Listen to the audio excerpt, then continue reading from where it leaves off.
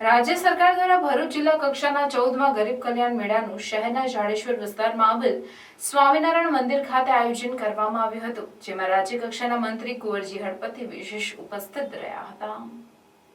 ગુજરાત સરકાર દ્વારા ગરીબી નિવારણ કાર્યક્રમ અંતર્ગત ભરૂચ જિલ્લાનો ગરીબ કલ્યાણ મેળો ભરૂચના જાડેશ્વર વિસ્તારમાં આવેલ સ્વામિનારાયણ મંદિર ખાતે યોજાયો।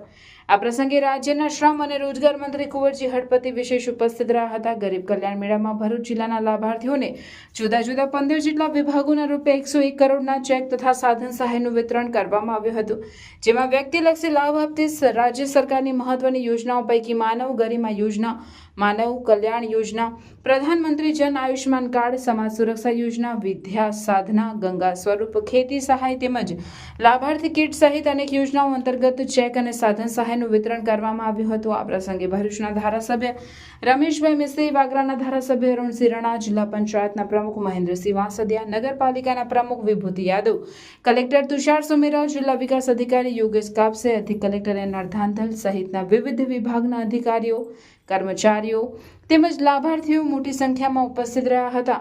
આ પ્રસંગે રાજ્ય કક્ષાના મંત્રી કુંવરજી હળપતિએ જણાવ્યું હતું કે વડાપ્રધાન નરેન્દ્ર મોદી દ્વારા શરૂ કરાયેલ ગરીબ કલ્યાણ મેળાનો આ 14મો તબક્કો છે, ત્યારે સેંકડો ગરીબોને રાજ્ય સરકાર દ્વારા વિવિધ સાધન સહાયનું વિતરણ કરવામાં આવી રહ્યું છે, જેમાં ભરૂચ જિલ્લામાં 101 કરોડની સાધન સહાયનું વિતરણ કરવામાં આવ્યું છે।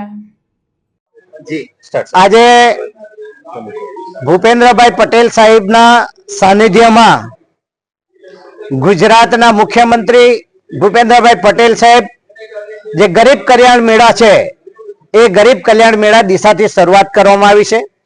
તત્કાલીન મુખ્યમંત્રી નરેન્દ્રભાઈ પટેલ સાહેબ દેશના ગુજરાતના મુખ્યમંત્રી હતા ત્યારે એમણે શરૂઆત કરી 2009-10 થી શરૂઆત કરી અને સેવાળાનો માનવી ગરીબમાં ગરીબ માનવી કહી શકાય એ ગરીબ માનવી કઈ રીતે આગળ આવે, એ કઈ રીતે વિકસિત બને અને કઈ રીતે પગભર બને એની એમણે ચિંતા કરી અને તેને કારણે આજે ગરીબ કલ્યાણના મેળાની અંદર જે લાભાર્થીઓ લઈ રહ્યા હતા લાભ એ મેં જોયું છે।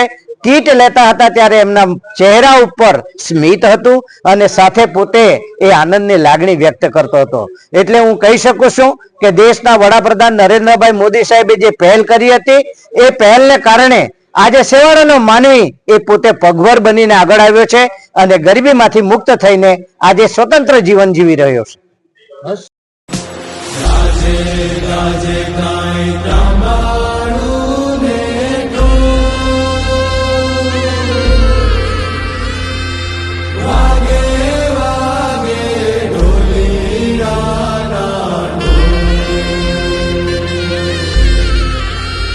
Baby,